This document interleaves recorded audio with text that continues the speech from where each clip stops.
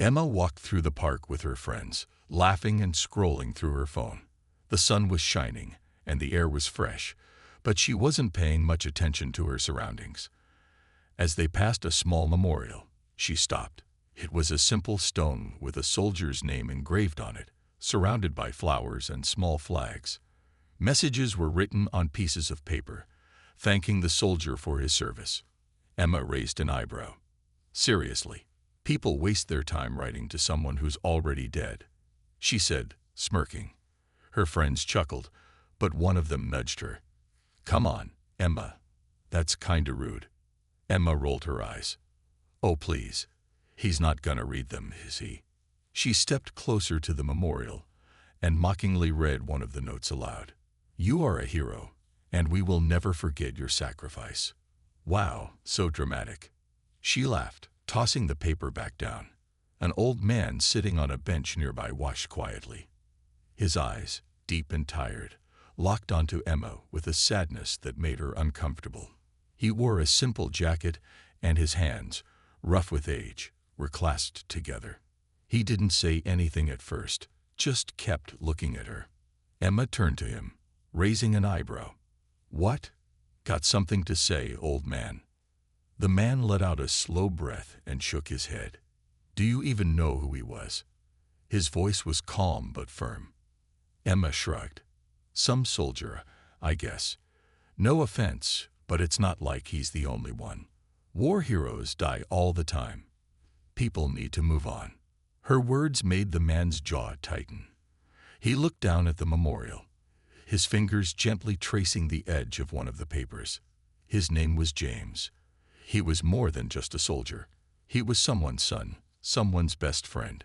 He had dreams, just like you do. Emma sighed, crossing her arms. Look, I don't mean to be mean, but people act like soldiers or saints. They choose to go to war, knowing the risks. The man's eyes darkened. Do you think he wanted to die? Do you think he had a choice? Emma shifted her weight, suddenly feeling a little uneasy. The way the man spoke, the way he looked at the memorial, it was like he knew this soldier personally. One of her friends whispered, Emma, let's just go. But Emma wasn't done yet. Okay, fine. Who was he to you? Your friend. The man exhaled slowly, then looked straight at her. He was my son. Silence fell between them. The laughter, the mocking tone, everything disappeared. Emma's face went pale. She opened her mouth, but no words came out. The man continued, his voice steady, but filled with something heavy, something painful. James wasn't just another soldier.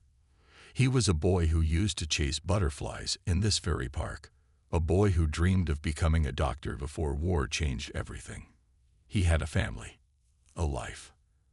And now, all that's left of him is this stone and a few fading memories. Emma swallowed hard. She had never really thought about it like that. To her, a soldier was just a name on a plaque, a picture in a history book. She had never imagined the person behind the uniform. The man looked at her one last time before standing up. You laugh at his memory, but you don't know his story.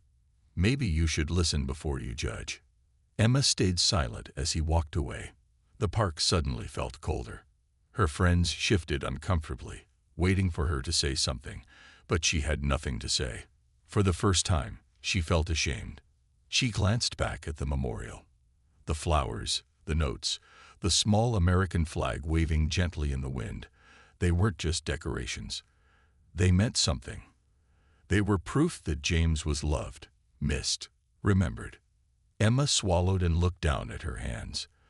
The fun, careless afternoon no longer felt the same. She didn't understand why, but something deep inside her had changed. Emma stood frozen, her heart pounding as she watched the old man walk away. His words echoed in her mind, making her feel something she wasn't used to: guilt. She had never thought much about soldiers or war. To her, they were just people in uniforms, names on news reports, faces in black and white photos. She had never imagined the pain left behind when one of them was gone. Her friends stood awkwardly beside her, unsure of what to say. One of them muttered, "Let's just go," But Emma didn't move. Her eyes drifted back to the memorial, reading the name again, James Carter. The flowers around the stone weren't just for show. The messages weren't just empty words. Someone had loved this man. Someone still did. She exhaled and turned to look for the old man, but he was already walking away, his shoulders slightly hunched, as if carrying a weight too heavy for one person. Something inside her pushed her to follow him. Without thinking, she stepped forward. "Wait," she called out. The man stopped but didn't turn around right away. When he finally did, his face was unreadable. Emma hesitated for a moment before speaking. I didn't know," she said, her voice quieter than before. "I didn't mean to." She stopped, unsure of what she was even trying to say. She had mocked his son's memory, and now, for the first time, she realized how cruel it was. The man studied her for a moment, then gave a small nod. "People don't know what they don't understand," he said. "But maybe you should." Emma blinked. "What do you mean?" He glanced at the empty bench nearby and motioned for her to sit. She hesitated, then slowly followed, her friend staying behind, watching. As she sat beside him, the man reached into his pocket and pulled out a small, worn-out locket. He opened it carefully, revealing a tiny picture inside. "This is James," he said, holding it out for her to see. Emma leaned in, her eyes landing on the smiling face of a young man in uniform. He looked happy, full of life. Nothing like the cold, lifeless idea of a fallen soldier she had in her mind before. The man took a deep breath. "You want to know who he really was?" Emma nodded, feeling something unfamiliar stir inside her, curiosity mixed with regret. "Then listen," the man said, "and I'll tell you." The park felt quieter now, as if the world had slowed down around them. Emma sat still, her hands clasped together, waiting for the old man to speak. His fingers traced the edge of the locket, his gaze fixed on the picture inside. For a long moment, he said nothing, just staring at the face of his son. Then, with a deep breath, he finally began. "James was never just a soldier," he said. "He was a boy with dreams, a heart full of kindness, and a smile that could brighten the darkest days." Emma listened, her eyes locked on him. The way he spoke, the way his voice trembled slightly, it was different from anything she had ever heard before. This wasn't just a story. This was love, grief, and memories wrapped together in words. "When James was little," the man continued, "he wanted to be a doctor. Said he wanted to help people, to save lives. He used to run around with a toy stethoscope, checking my heartbeat every night before bed." A small, sad smile crossed his lips. "He was always like that, always looking out for others." Emma swallowed, picturing a little boy full of life, chasing dreams far from war and battlefields. It was hard to believe that same boy had become the name on a cold memorial stone. The man sighed.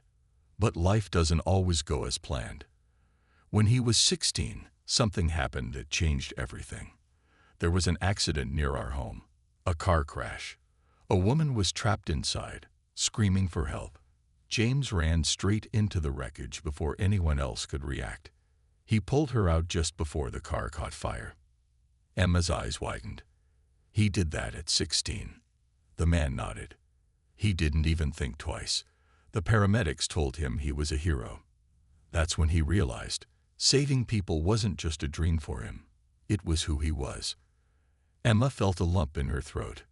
She had never met James, but with every word, he became more real to her. He wasn't just a name anymore. He was a person, someone who had lived, loved, and given everything for others. After that day, the man continued, James made a new choice.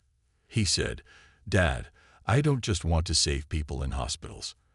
I want to protect them everywhere." That's when he decided to join the army. Emma stayed silent, her mind racing. She had always thought soldiers were just men with guns, people who chose violence. But James's story wasn't about war. It was about sacrifice, about a boy who had always put others before himself. The man's voice grew softer. I was proud of him. Scared, but proud. He wasn't fighting for power or war. He was fighting to keep others safe. He looked up at Emma now, his eyes filled with something deep, something painful. And in the end, that's exactly what he did. Emma felt her stomach tighten. She already knew where this was going, but she still wasn't ready to hear it. The air around them felt heavier, like the weight of what was coming next had already settled in. The man took another slow breath. His last mission was supposed to be a simple rescue. Just get the civilians out of danger and come home. But nothing in war is simple. His hands tightened around the locket. That day, James had a choice: run for safety or save a little girl trapped in the open. He didn't hesitate. He ran straight into the fire. Emma's breath caught in her throat. She could see it in her mind, the chaos, the danger, the impossible choice. She didn't even realize she was holding her breath. The man's voice dropped to almost a whisper. He got her to safety, but he never made it back. Silence stretched between them. Emma felt something sting in her eyes, something she didn't expect. She looked at the old man, at the pain written across his face, and for the first time in her life, she truly understood loss. She had mocked a fallen soldier, laughed at a name she didn't even know. But now, that name had a face, a heart, a story, and she would never forget it. You said. The world around them felt distant now, as if nothing else existed except for the story unfolding between them. Emma sat still, her breath shallow, her mind spinning with everything she had just heard. The old man, Richard, kept his gaze on the locket in his hands, as if looking at his son's face was the only thing keeping him from breaking. For the first time in her life, Emma didn't know what to say. The weight of James's sacrifice pressed down on her, and guilt crept into her chest. She had mocked him, laughed at his memory, and now she felt sick at the thought of it. Richard took a deep breath, his fingers tightening around the locket. "They told me he died a hero," he said, his voice quiet but steady. "That he saved lives. That his sacrifice meant something." He let out a shaky breath. "But tell me, what does a father do with that?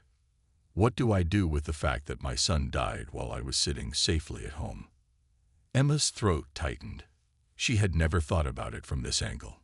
People always honored soldiers, called them brave, but no one ever talked about the ones they left behind. No one thought about the parents who had to wake up every morning knowing their child was gone forever. She swallowed hard. I don't know," she admitted softly. "I never thought about it that way." Richard nodded as if he already knew that. Most people don't. They see a uniform, a name on a memorial, and they move on.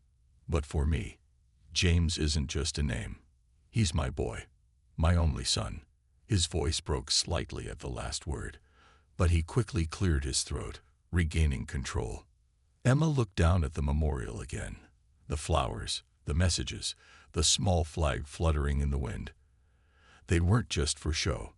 They were proof that James mattered, that his life, his sacrifice, had touched people. And yet, she had mocked it like it meant nothing. Shame burned inside her. "I'm sorry," she whispered, barely able to say the words. Richard turned to her, his expression unreadable. He studied her face for a moment, as if searching for something. Then, slowly, he nodded. "Regret is a start," he said, "but understanding is what truly matters." Emma exhaled, feeling the weight of those words. She didn't just regret what she had done. She wanted to understand, to see the world differently, to never take sacrifices like James for granted again. She glanced back at her friends, who stood a few feet away, unsure of what to do. A few minutes ago, she had been just like them, careless, laughing, ignorant. Now she felt like she had stepped into a different reality. Richard sighed and looked back at the sky. "You can't change the past, but you can decide what you do with what you've learned." He placed the locket back in his pocket and stood up. "Tell me, Emma, what will you do?" Emma stared at the memorial for a long moment. Then, without thinking, She reached down and picked up one of the fallen flowers. Gently, she placed it back where it belonged, right in front of James's name. "I'll remember," she said quietly, "and I'll make sure others do too." Richard studied her for a moment, then gave a small nod. Then maybe my son's sacrifice wasn't in vain after all. With that, he turned and walked away, leaving Emma alone with her thoughts. And for the first time in her life, she truly understood what it meant to respect the fallen. "You said." Emma sat in silence long after Richard walked away. The world around her felt different now.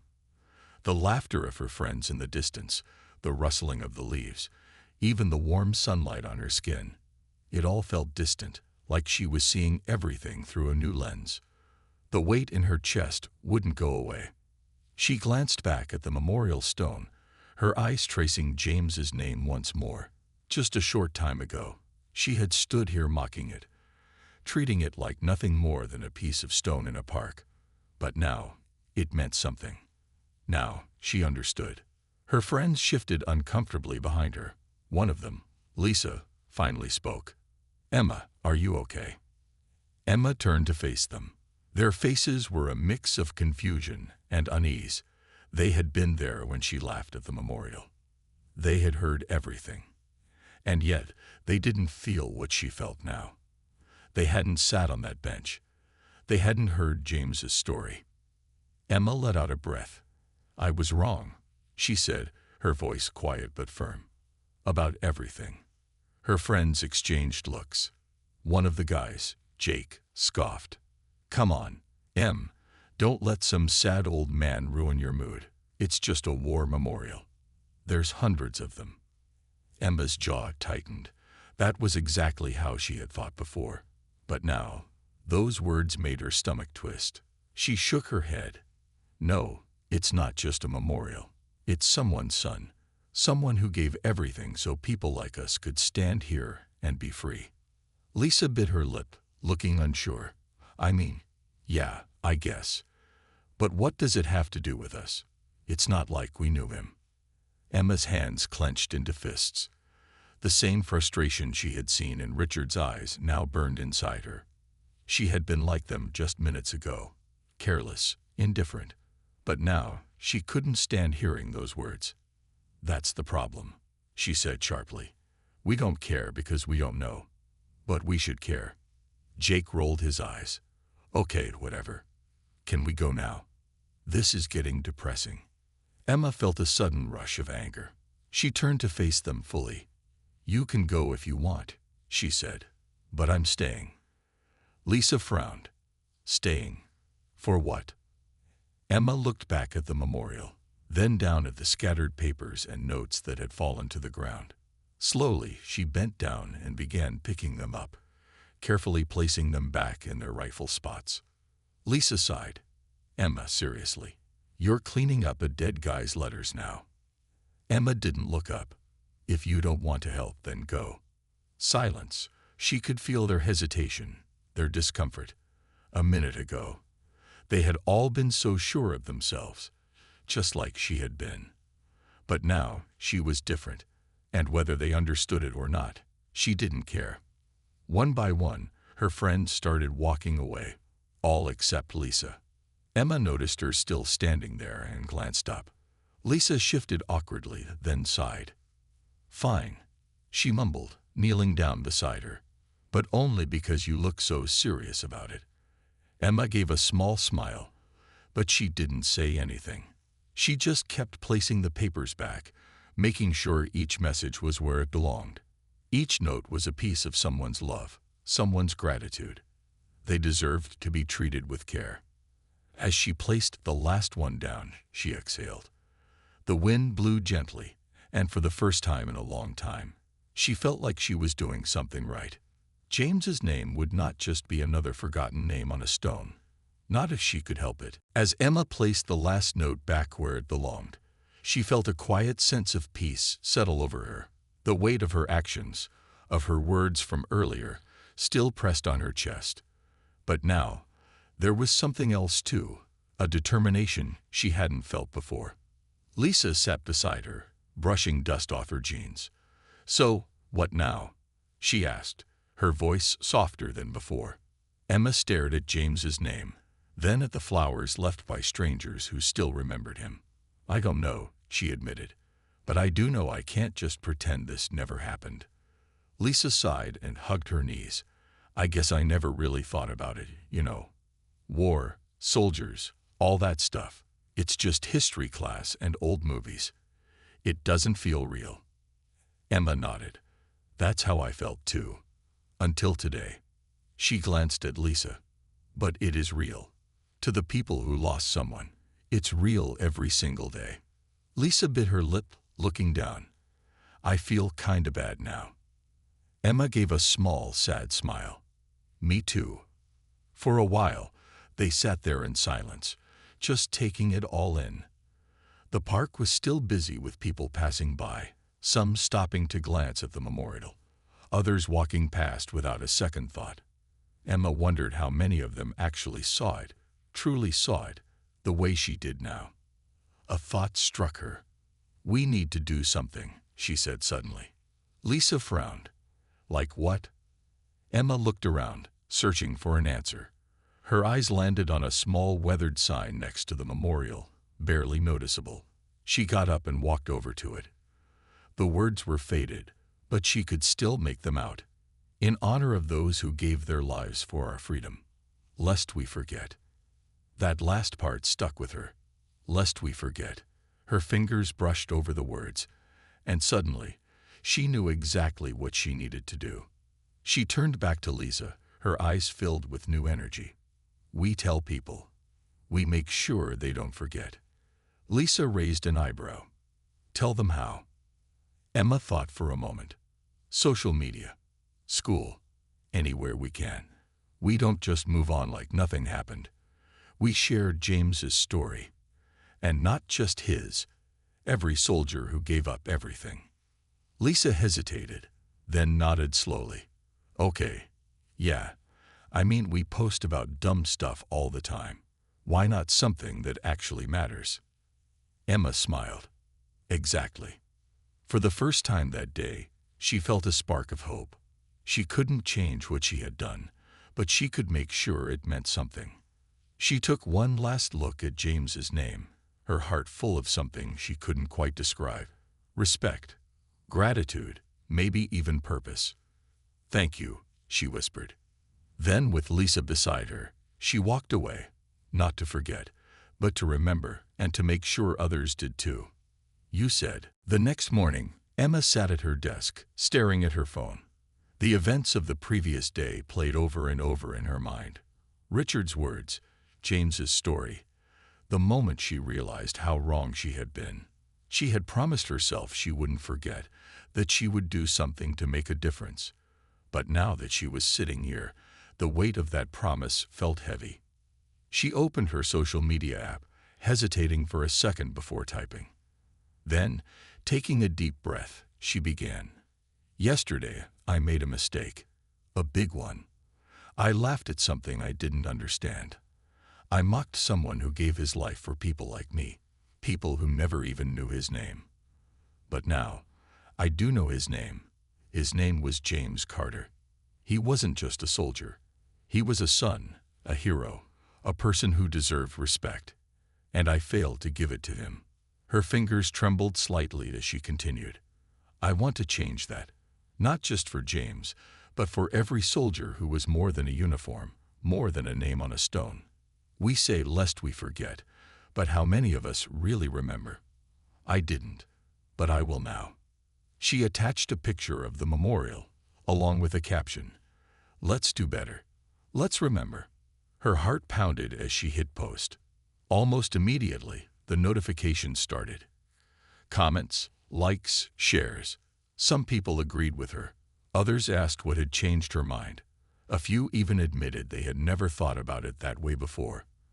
And then, there were messages from veterans, from families of soldiers, thanking her for speaking up. Emma exhaled, feeling something shift inside her. Later that day, as she walked through the school hallways, she noticed something unexpected. Lisa had shared the post. Then Jake, the same friend who had scoffed at her, had commented, "I never thought about it before." Respect. By lunchtime, she overheard people talking about James's story, about how they had never really paid attention to the memorials before. Emma felt a small, proud smile tug at her lips. That afternoon, she returned to the park, this time with flowers of her own. She placed them gently in front of James's name, whispering, "You won't be forgotten." And for the first time, she truly believed it.